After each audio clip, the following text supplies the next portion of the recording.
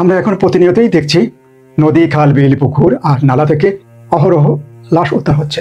মনে হচ্ছে মানুষের জীবনের আর কোনো মূল্য নেই।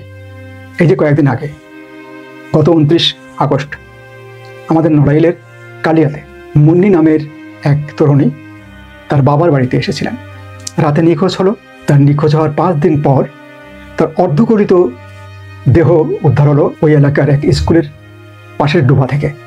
এরপর আবারও হয়তো আমাদের এই সমাজ এই হত্যাকে আমরা আত্মহত্যা হিসেবে আখ্যায়িত করব। এর বেশি আমরা এখনো কিছু পাইনি। কিন্তু আমরা কি ভাবছি, এভাবে আর কত মানুষের জীবন শেষ হবে, হচ্ছে, কত পরিবার ভেঙে যাচ্ছে এভাবে। একবার ভেবে দেখবেন, মেয়েরা আমাদের সমাজের প্রাণ, তাদের প্রতিনিয়ত অসম্মান আর মৃত্যুর দিকে ঠেলে দেওয়া মানে আমাদের পুরো সমাজটাকে ধ্বংস করা। আজ মুন্নি, কাল অন্য কেউ, কিন্তু একদিন হয়তো আমাদের নিজের ঘরের সন্তানও এভাবেই চলে যেতে পারে।